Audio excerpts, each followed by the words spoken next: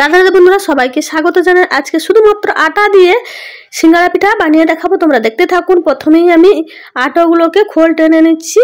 দেখতে পাচ্ছ প্রত্যেকবারেই একই টাইপের খোল টানা সবার দেখতে ভালো লাগে না, তাই আমি শুধু খোল টানাটা একটু দেখিয়েছি।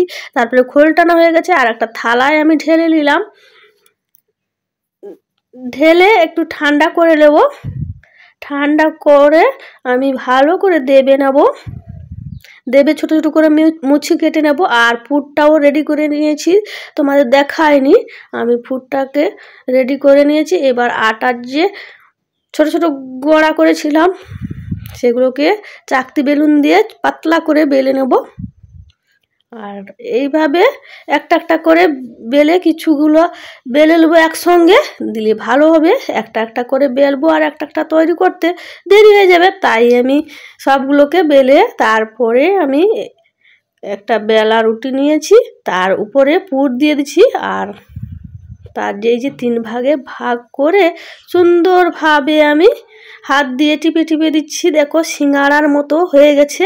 আর কোনো কিছু ঝামেলা ছাড়া এত সুন্দর যে সিঙ্গারা বানানো হয় কোনো দিন ভাবতেই পেরেছো? বা এর আগে কোনো দিন না বানিয়ে থাকলে অবশ্যই দেখে একবার হলেও ট্রাই করুন। এই রকম সিঙ্গারা পিঠা করে খেয়ে দেখুন, খুবই ভালো লাগবে। তারপরে আমি ভালো করে টিপে টিপে আবার একটা নকশা তৈরি করে নিয়েছি, আর 2টো সিঙ্গারা পিঠা তৈরি করেছি। এইভাবে আমি সবগুলো পিঠাগুলো তৈরি করে নেব। তৈরি আমার হয়ে গেছে।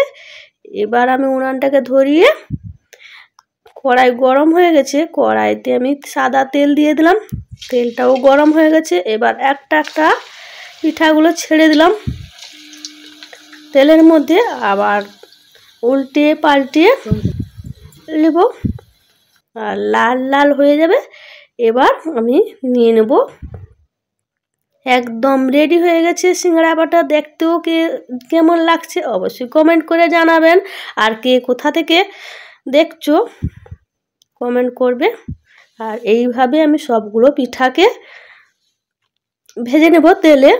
আর কিছুগুলোকে আমি এমনি পুর পিঠা যেমন বানাই সেই রকম বানিয়েছি দেখো।